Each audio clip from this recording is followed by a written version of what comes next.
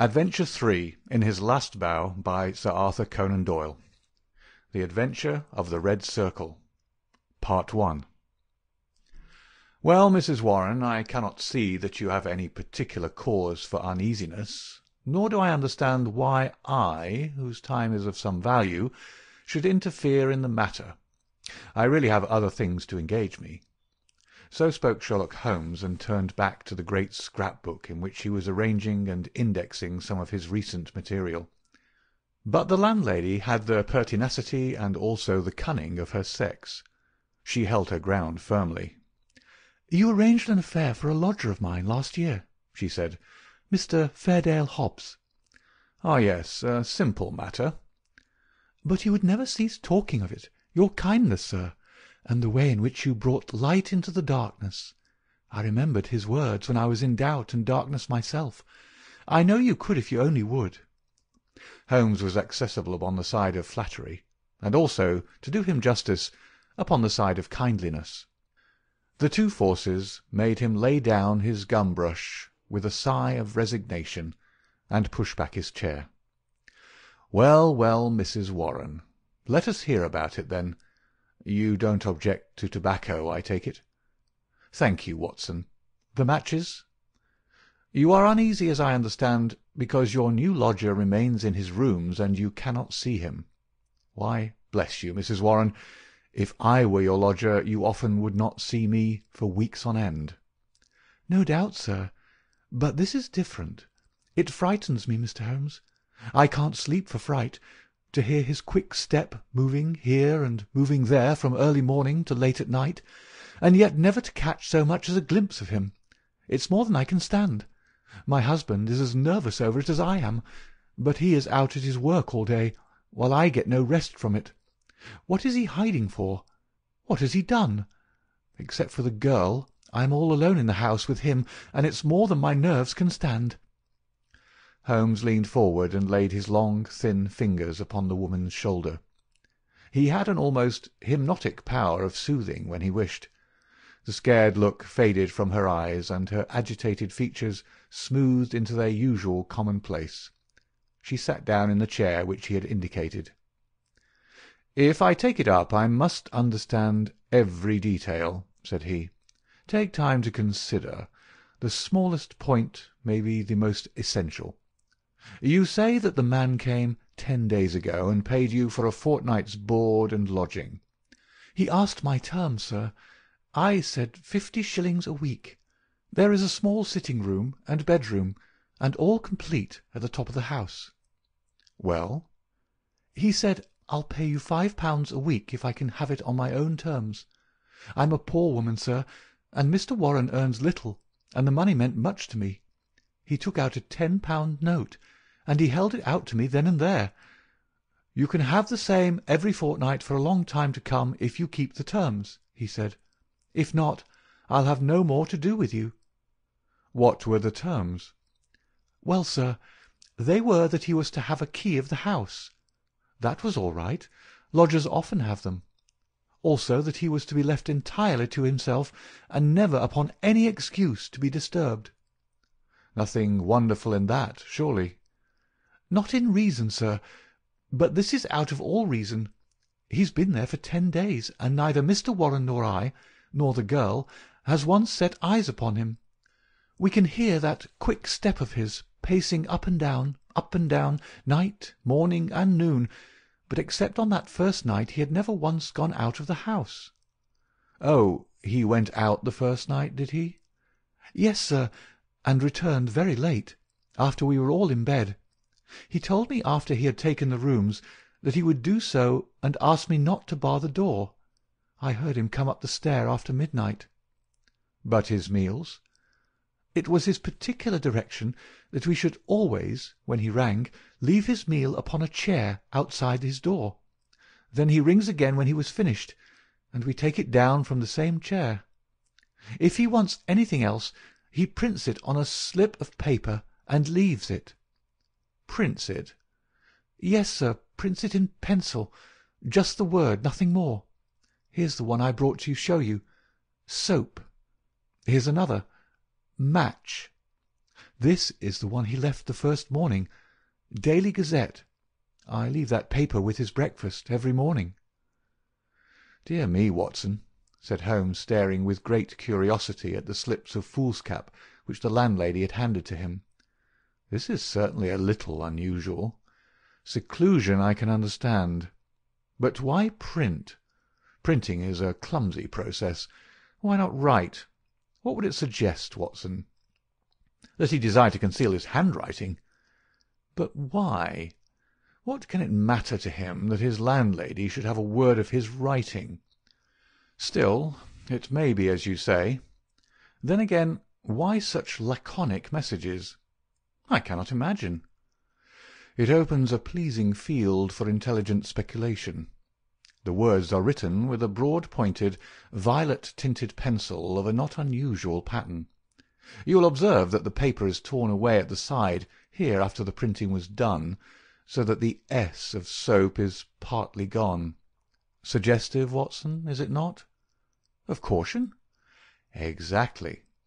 There was evidently some mark, some thumbprint, something which might give a clue to the person's identity.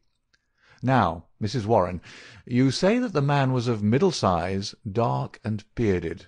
What age would he be? Youngish, sir. Not over 30.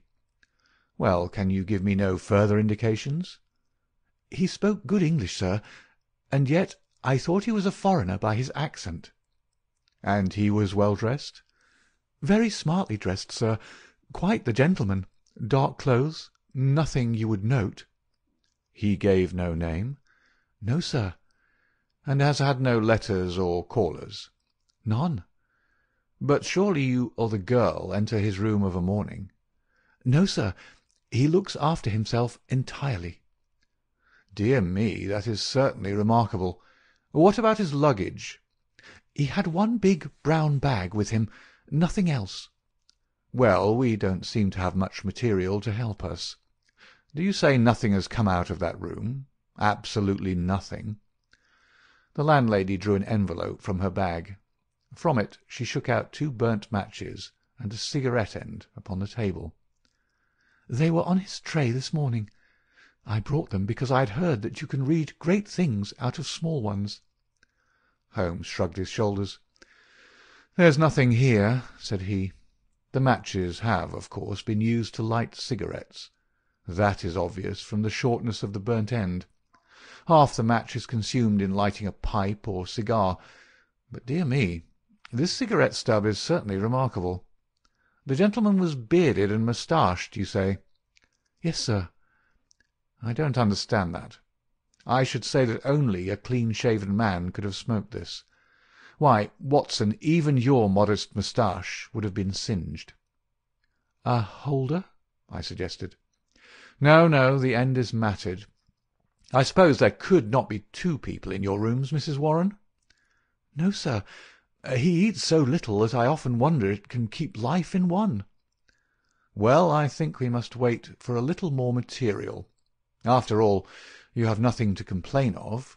You have received your rent, and he is not a troublesome lodger, though he is certainly an unusual one. He pays you well, and if he chooses to lie concealed it is no direct business of yours. We have no excuse for an intrusion upon his privacy until we have some reason to think that there is a guilty reason for it. I've taken up the matter, and I won't lose sight of it.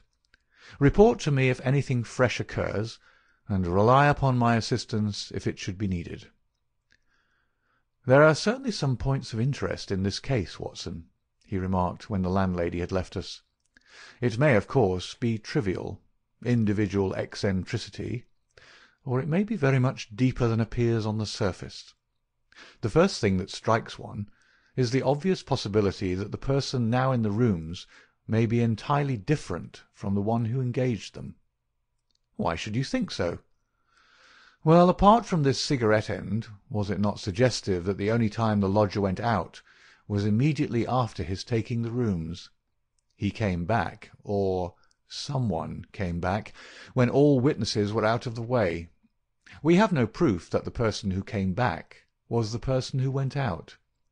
Then again, the man who took the room spoke English well. This other, however, prints match when it should have been matches. I can imagine that the word was taken out of a dictionary, which would give the noun but not the plural. The laconic style may be to conceal the absence of knowledge of English. Yes, Watson, there are good reasons to suspect there has been a substitution of lodgers. But for what possible end? Ah, there lies our problem. There is one rather obvious line of investigation. He took down the great book in which, day by day, he filed the agony column of the various London journals. "Dear me," said he, turning over the pages, "what a chorus of groans, cries, and bleatings! What a rag-bag of singular happenings! But surely the most valuable hunting ground that ever was given to a student of the unusual. This person is alone, and cannot be approached by letter without a breach of that absolute secrecy which is desired. How is any news or any message to reach him from without? Obviously by advertisement through a newspaper. There seems no other way, and fortunately we need concern ourselves with one paper only. Here are the Daily Gazette extracts of the last fortnight. Lady with a black boa at Prince's Skating Club. That we may pass. Surely Jimmy will not break his mother's heart. That appears to be irrelevant.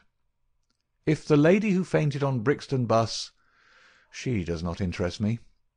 Every day my heart longs, bleat, Watson, unmitigated bleat. Ah, this is a little more possible. Listen to this. Be patient, we'll find some sure means of communications. Meanwhile this column, G. That is 2 days after Mrs. Warren's lodger arrived. It sounds plausible, does it not? The mysterious one could understand English, even if he could not print it. Let us see if we can pick up the trace again. Yes, here we are, 3 days later. Am making successful arrangements. Patience and prudence. The clouds will pass. G. Nothing for a week after that. Then comes something much more definite. The path is clearing. If I find chance signal, message remember, code agreed. 1A, 2B, and so on. You will hear soon. G. That was in yesterday's paper, and there is nothing in today's. It's all very appropriate to Mrs. Warren's lodger. If we wait a little, Watson, I don't doubt that the affair will grow more intelligible. So it proved, for in the morning I found my friend standing on the hearth-rug with his back to the fire, and a smile of complete satisfaction upon his face. "How's this, Watson?" he cried, picking up the paper from the table. "High red house with white stone facings. 3rd floor, 2nd window left. After dusk, G. That is definite enough. I think after breakfast we must make a little reconnaissance of Mrs. Warren's neighbourhood. Ah, Mrs. Warren, what news do you bring us this morning?" Our client had suddenly burst into the room with an explosive energy which told of some new and momentous development. "It's a police matter, Mr. Holmes," she cried. "I'll have no more of it. He shall pack out of there with his baggage. I would have gone straight up and told him so, only I thought it was but fair to you to take your opinion first. But I'm at the very end of my patience, and when it comes to knocking my old man about—" "Knocking Mr. Warren about?" "Using him roughly, anyway." "But who used him roughly?" "Ah, that's what we want to know. It was this morning, sir. Mr. Warren is a timekeeper at Morton and Waylight's in Tottenham Court Road. He has to be out of the house before 7. Well, this morning he had not gone 10 paces down the road when 2 men came up behind him, threw a coat over his head, and bundled him into a cab that was beside the curb. They drove him an hour, and then opened the door and shot him out. He lay in the roadway so shaken in his wits that he never saw what became of the cab. When he picked himself up, he found he was on Hampstead Heath, so he took a bus home, and there he lies now on his sofa, while I came straight round to tell you what had happened." "Most interesting," said Holmes. "Did he observe the appearance of these men? Did he hear them talk?" "No, he is clean dazed. He just knows that he was lifted up as if by magic, and dropped as if by magic. 2 at least were in it, and maybe 3. And you connect this attack with your lodger? Well, we've lived there 15 years, and no such happenings ever came before. I've had enough of him. Money's not everything. I'll have him out of my house before the day is done. Wait a bit, Mrs. Warren. Do nothing rash. I begin to think that this affair may be very much more important than appeared at first sight. It is clear now that some danger is threatening your lodger. It is equally clear that his enemies, lying in wait for him near your door, mistook your husband for him in the foggy morning light. On discovering their mistake, they released him. What they would have done had it not been a mistake, we can only conjecture. Well, what am I to do, Mr. Holmes? I have a great fancy to see this lodger of yours, Mrs. Warren. I don't see how that is to be managed, unless you break in the door. I always hear him unlock it as I go down the stair after I leave the tray. He has to take the tray in. Surely we could conceal ourselves and see him do it. The landlady thought for a moment. Well, sir, there's the box-room opposite. I could arrange a looking-glass, maybe, and if you were behind the door— Excellent, said Holmes. When does he lunch? About 1, sir. Then Dr. Watson and I will come round in time. For the present, Mrs. Warren, good-bye. At 12:30 we found ourselves upon the steps of Mrs. Warren's house, a high, thin, yellow-brick edifice in Great Orme Street, a narrow thoroughfare at the north-east side of the British Museum. Standing as it does near the corner of the street, it commands a view down Howe Street with its more pretentious houses. Holmes pointed with a chuckle to one of these, a row of residential flats, which projected so that they could not fail to catch the eye. "See, Watson," said he, "high red house with stone facings. There is the signal station, all right. We know the place and we know the code, so surely our task should be simple. There's a to let card in that window. It is evidently an empty flat to which the confederate has access. Well, Mrs. Warren, what now?" "I have it all ready for you. If you will both come up and leave your boots below on the landing, I'll put you there now." It was an excellent hiding-place which she had arranged. The mirror was so placed that, seated in the dark, we could very plainly see the door opposite. We had hardly settled down in it, and Mrs. Warren left us, when a distant tinkle announced that our mysterious neighbour had rung. Presently the landlady appeared with the tray, laid it down upon a chair beside the closed door, and then, treading heavily, departed. Crouching together in the angle of the door, we kept our eyes fixed upon the mirror. Suddenly, as the landlady's footsteps died away, there was the creak of a turning key, the handle revolved, and 2 thin hands darted out and lifted the tray from the chair. An instant later it was hurriedly replaced, and I caught a glimpse of a dark, beautiful, horrified face glaring at the narrow opening of the box-room. Then the door crashed to, the key turned once more, and all was silence. Holmes twitched my sleeve, and together we stole down the stair. "I will call again in the evening," said he to the expectant landlady. "I think, Watson, we can discuss this business better in our own quarters." "My surmise, as you saw, proved to be correct," said he, speaking from the depths of his easy-chair. "There has been a substitution of lodgers. What I did not foresee is that we should find a woman, and no ordinary woman, Watson. She saw us. Well, she saw something to alarm her, that is certain. The general sequence of events is pretty clear, is it not? A couple seek refuge in London from a very terrible and instant danger. The measure of that danger is the rigour of their precautions. The man, who has some work which he must do, desires to leave the woman in absolute safety while he does it. It is not an easy problem, but he solved it in an original fashion, and so effectively that her presence was not even known to the landlady who supplies her with food. The printed messages, as is now evident, were to prevent her sex being discovered by her writing.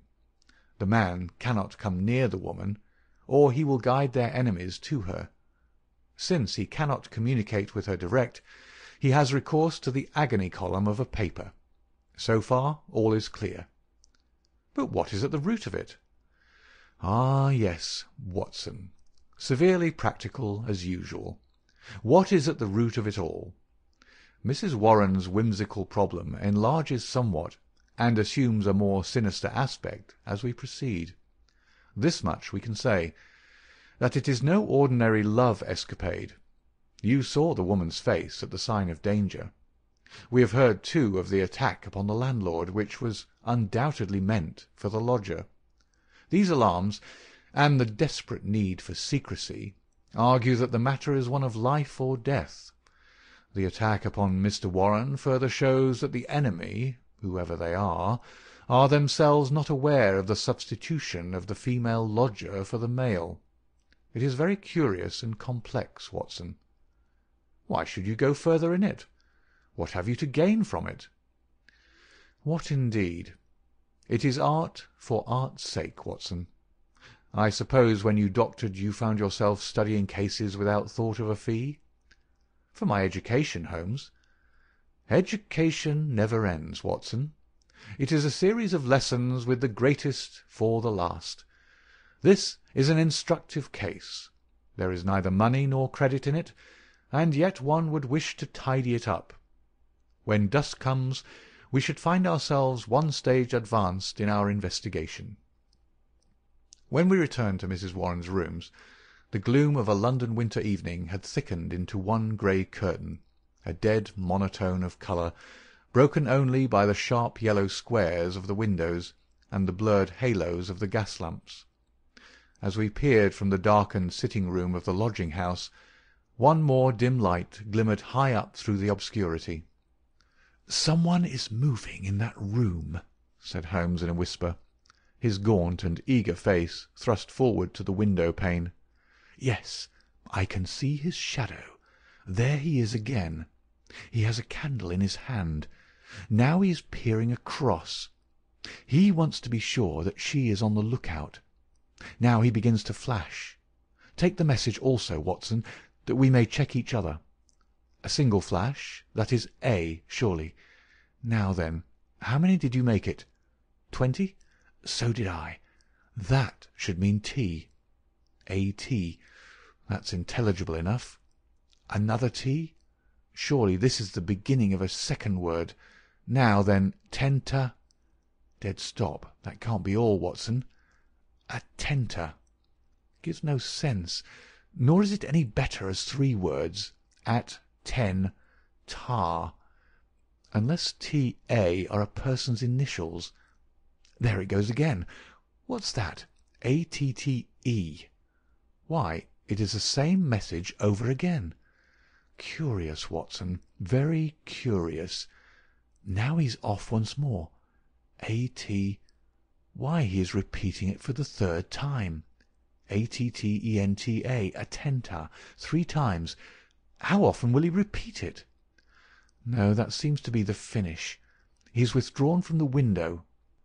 What do you make of it, Watson? A cipher message, Holmes. My companion gave a sudden chuckle of comprehension. And not a very obscure cipher, Watson, said he. Why, of course. It is Italian. The A means that it is addressed to a woman. Beware, beware, beware. How's that, Watson? I believe you've hit it. No doubt of it. It is a very urgent message, thrice repeated to make it more so. But beware of what? Wait a bit. He's coming to the window once more. Again we saw the dim silhouette of a crouching man, and the whisk of the small flame across the window as the signals were renewed. They came more rapidly than before, so rapid that it was hard to follow them. Pericolo. Pericolo, eh? What's that, Watson? Danger, isn't it? Yes, by Jove, it's a danger signal. Here he goes again. Hullo, what on earth? The light had suddenly gone out. The glimmering square of window had disappeared, and the third floor formed a dark band round the lofty building, with its tiers of shining casements. That last warning cry had been suddenly cut short. How, and by whom? The same thought occurred on the instant to us both. Holmes sprang up from where he crouched by the window. "This is serious, Watson," he cried. "There is some devilry going forward. Why should such a message stop in such a way? I should put Scotland Yard in touch with this business, and yet it is too pressing for us to leave. Shall I go for the police? We must define the situation a little more clearly. It may bear some more innocent interpretation. Come, Watson, let us go across ourselves and see what we can make of it." End of The Adventure of the Red Circle, Part 1. Part 2. As we walked rapidly down Howe Street, I glanced back at the building which we'd left. There, dimly outlined at the top window, I could see the shadow of a head, a woman's head, gazing tensely, rigidly out into the night, waiting with breathless suspense for the renewal of that interrupted message. At the doorway of the Howe Street flats, a man, muffled in a cravat and greatcoat, was leaning against the railing. He started as the hall light fell upon our faces. "Holmes!" he cried. "Why, Gregson," said my companion as he shook hands with the Scotland Yard detective. "Journeys end with lovers' meetings. What brings you here?" "The same reasons that brings you, I expect," said Gregson. "How you got on to it, I can't imagine." "Different threads, but leading up to the same tangle. I've been taking the signals." "Signals?" "Yes, from that window. They broke off in the middle. We came over to see the reason. But since it is safe in your hands, I see no object in continuing this business." "Wait a bit," cried Gregson eagerly. "I'll do you this justice, Mr. Holmes, that I was never in a case yet that I didn't feel stronger for having you on my side. There's only the one exit to these flats, so we have him safe." "Who is he?" "Well, well, we score over you for once, Mr. Holmes. You must give us best this time." He struck his stick sharply upon the ground, on which a cabman, his whip in his hand, sauntered over from a four-wheeler which stood on the far side of the street. "May I introduce you to Mr. Sherlock Holmes?" he said to the cabman. "This is Mr. Leverton of Pinkerton's American Agency." "The hero of the Long Island cave mystery," said Holmes. "Sir, I am pleased to meet you." The American, a quiet, business-like young man with a clean-shaven, hatchet face, flushed up at the words of commendation. "I am on the trail of my life now, Mr. Holmes," said he. "If I can get Giordano—" "What, Giordano of the Red Circle?" "Oh, he has a European fame, has he? Well, we've learned all about him in America. We know he's at the bottom of 50 murders, and yet we've nothing positive we can take on him.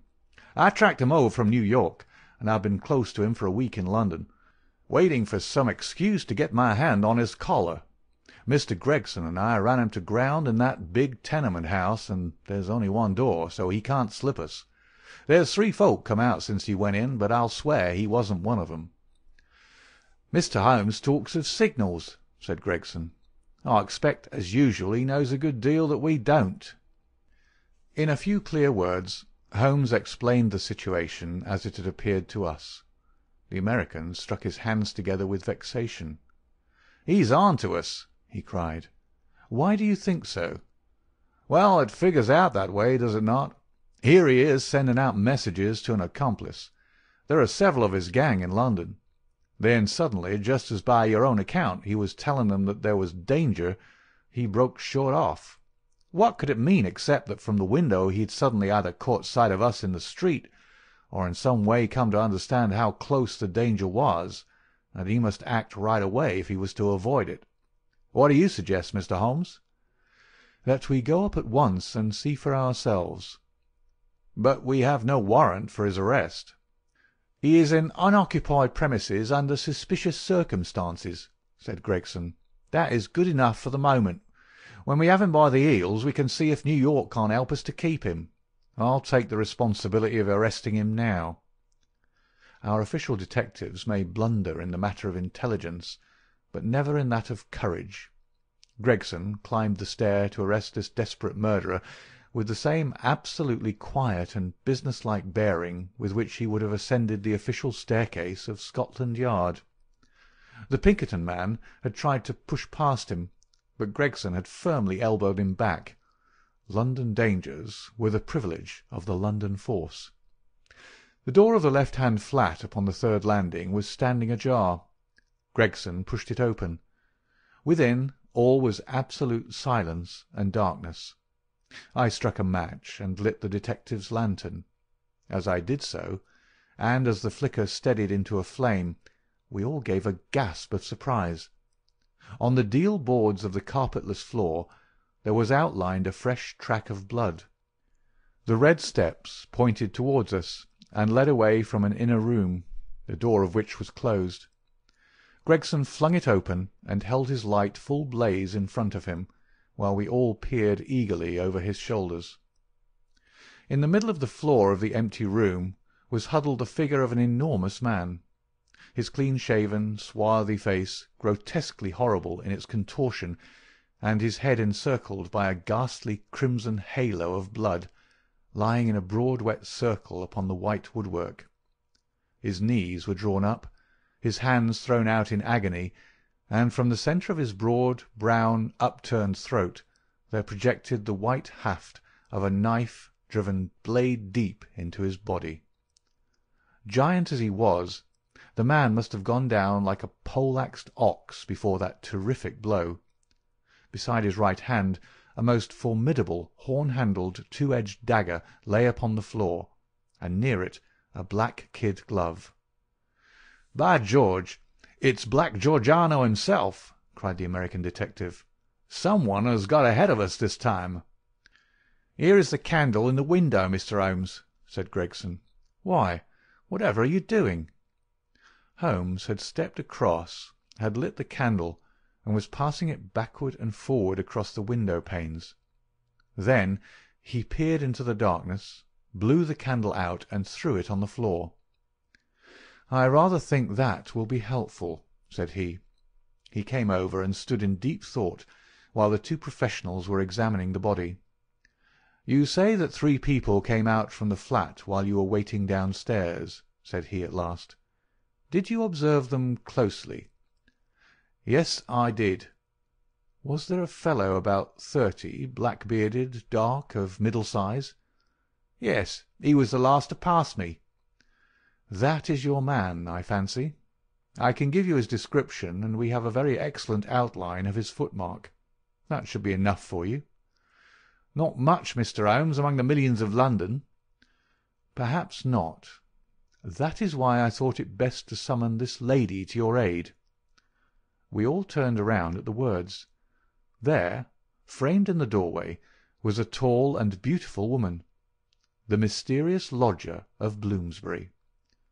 Slowly she advanced, her face pale and drawn with a frightful apprehension, her eyes fixed and staring, her terrified gaze riveted upon the dark figure on the floor. "You have killed him," she muttered. "Oh, Dio mio, you have killed him." Then I heard a sudden sharp intake of her breath, and she sprang into the air with a cry of joy. Round and round the room she danced, her hands clapping, her dark eyes gleaming with delighted wonder, and 1,000 pretty Italian exclamations pouring from her lips. It was terrible and amazing to see such a woman, so convulsed with joy at such a sight. Suddenly she stopped, and gazed at us all with a questioning stare. "But you are police, are you not? You have killed Giuseppe Georgiano, is it not so?" "We are police, madam." She looked round into the shadows of the room. "But where, then, is Gennaro?" she asked. "He is my husband, Gennaro Luca. I am Emilia Luca, and we are both from New York. Where is Gennaro? He called me this moment from this window, and I ran with all my speed." "It was I who called," said Holmes. "You? How could you call?" "Your cipher was not difficult, madam. Your presence here was desirable. I knew that I only to flash 'Vieni,' and you would surely come." The beautiful Italian looked with awe at my companion. "I do not understand how you know these things," she said. "Giuseppe Giordano, how did he—" She paused, and then suddenly her face lit up with pride and delight. "Now I see it. My Gennaro, my splendid, beautiful Gennaro, who has guarded me safe from all harm. He did it. With his stone-strong hand he killed the monster. Oh, Gennaro, how wonderful you are! What a woman could ever be worthy of such a man?" "Well, Mrs. Luca," said the prosaic Gregson, laying his hand upon the lady's sleeve, with as little sentiment as if she were a Notting Hill hooligan, "I'm not very clear yet who you are or what you are, but you've said enough to make it very clear that we shall want you at the Yard." "One moment, Gregson," said Holmes. "I rather fancy that this lady may be as anxious to give us information as we can be to get it.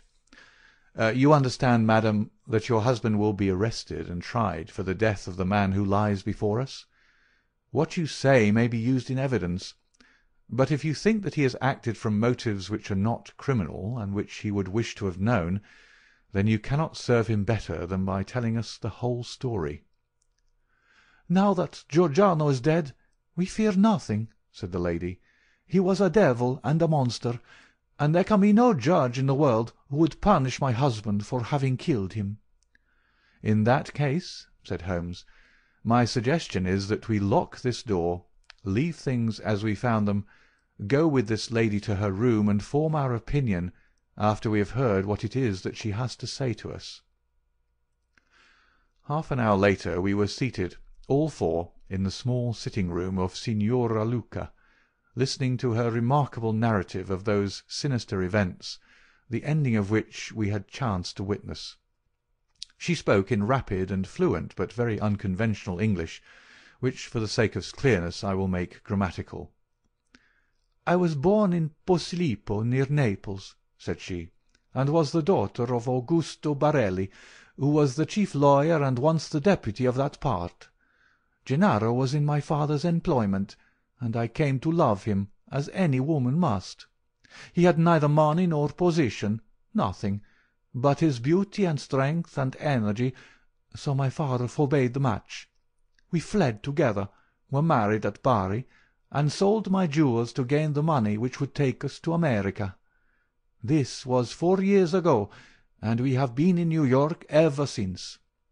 Fortune was very good to us at first. Gennaro was able to do a service to an Italian gentleman.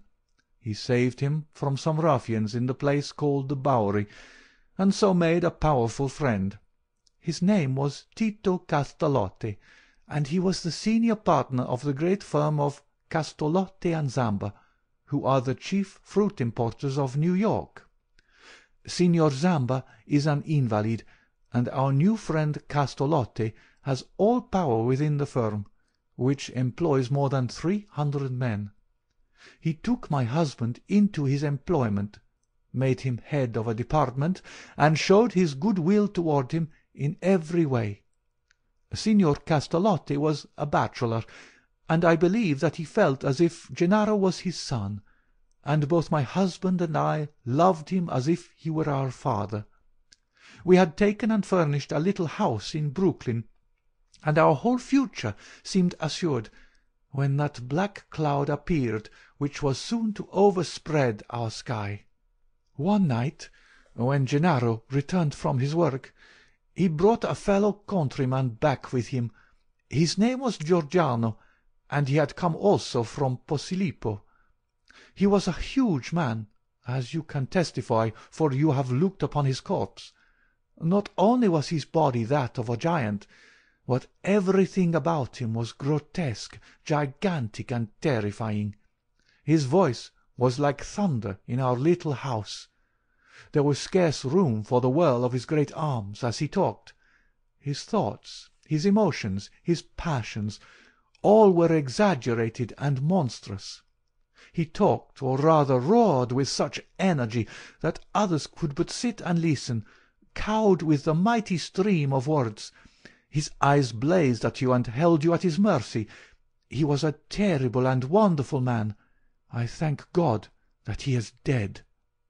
He came again and again, yet I was aware that Gennaro was no more happy than I was in his presence.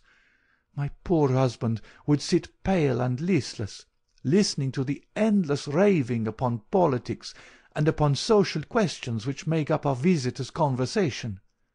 Gennaro said nothing, but I, who knew him so well, could read in his face some emotion which I had never seen before. At first I thought that it was dislike, and then gradually I understood that it was more than dislike. It was fear, a deep, secret, shrinking fear. That night, the night that I read his terror, I put my arms around him, and I implored him by his love for me and by all that he held dear, to hold nothing from me, and to tell me why this huge man overshadowed him so. He told me, and my own heart grew cold as ice as I listened. My poor Gennaro, in his wild and fiery days, when all the world seemed against him, and his mind was driven half mad by the injustices of life, had joined a Neapolitan society, the Red Circle, which was allied to the old Carbonari. The oaths and secrets of this brotherhood were frightful, but once within its rule no escape was possible. When we had fled to America, Gennaro thought that he had cast it all off forever. What was his horror one evening to meet in the streets the very man who had initiated him in Naples, the giant Giorgiano, a man who had earned the name of Death in the south of Italy, for he was red to the elbow in murder. He had come to New York to avoid the Italian police, and he had already planted a branch of this dreadful society in his new home. All this Gennaro told me, and showed me a summons which he had received that very day, a red circle drawn upon the head of it, telling him that a lodge would be held upon a certain date, and that his presence at it was required and ordered. That was bad enough, but worse was to come. I had noticed for some time that when Giorgiano came to us, as he constantly did in the evening, he spoke much to me, and even when his words were to my husband, those terrible, glaring, wild-beast eyes of his were always turned upon me. One night his secret came out. I had awakened what he called love within him, the love of a brute, a savage. Gennaro had not yet returned when he came. He pushed his way in, seized me in his mighty arms, hugged me in his bear's embrace, covered me with kisses, and implored me to come away with him. I was struggling and screaming when Gennaro entered and attacked him. He struck Gennaro senseless and fled from the house, which he was never more to enter. It was a deadly enemy that we made that night. A few days later came the meeting. Gennaro returned from it, with a face which told me that something dreadful had occurred. It was worse than we could have imagined possible. The funds of the society were raised by blackmailing rich Italians and threatening them with violence should they refuse the money. It seems that Castolotte, our dear friend and benefactor, had been approached. He had refused to yield to threats, and he had handed the notices to the police. It was resolved now that such an example should be made of them as would prevent any other victim from rebelling. At the meeting it was arranged that he and his house should be blown up with dynamite. There was a drawing of lots as to who should carry out the deed. Gennaro saw our enemy's cruel face smiling at him as he dipped his hand in the bag. No doubt it had been pre-arranged in some fashion, for it was the fatal disc with the red circle upon it, the mandate for murder which lay upon his palm. He was to kill his best friend, or he was to expose himself and me to the vengeance of his comrades. It was part of their fiendish system to punish those whom they feared or hated by injuring not only their own persons, but those whom they loved, and it was the knowledge of this which hung as a terror over my poor Gennaro's head, and drove him nearly crazy with apprehension. All that night we sat together, our arms round each other, each strengthening each for the troubles that lay before us. The very next evening had been fixed for the attempt. By midday my husband and I were on our way to London, but not before he had given our benefactor full warning of this danger, and had also left such information for the police as would safeguard his life for the future. The rest, gentlemen, you know for yourselves. We were sure that our enemies would be behind us like our own shadows. Giordano had his private reasons for vengeance, but in any case we knew how ruthless, cunning, and untiring he could be. Both Italy and America are full of stories of his dreadful powers. If ever they were exerted, it would be now. My darling made us the few clear days which our start had given us in arranging for a refuge for me in such a fashion that no possible danger could reach me. For his own part, he wished to be free, that he might communicate both with the American and with the Italian police. I do not myself know where he lived or how.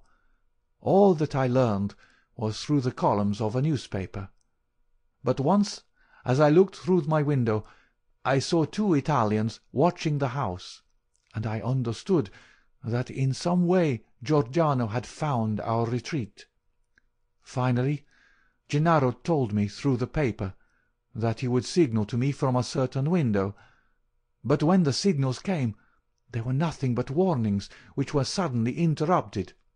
It is very clear to me now that he knew Giordano to be close upon him, and that, thank God, he was ready for him when he came.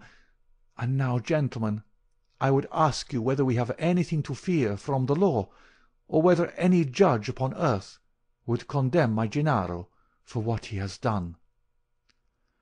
"Well, Mr. Gregson," said the American, looking across at the official, "I don't know what your British point of view may be, but I guess that in New York this lady's husband will receive a pretty general vote of thanks." "She will have to come with me and see the chief," Gregson answered. "If what she says is corroborated, I do not think she or her husband has much to fear. But what I can't make head or tail of, Mr. Holmes, is how on earth you got yourself mixed up in the matter." "Education, Gregson, education. Still seeking knowledge at the old university. Well, Watson, you have one more specimen of the tragic and grotesque to add to your collection. By the way, it is not 8 o'clock, and a Wagner night at Covent Garden. If we hurry, we might be in time for the second act." End of Part 2 of The Adventure of the Red Circle.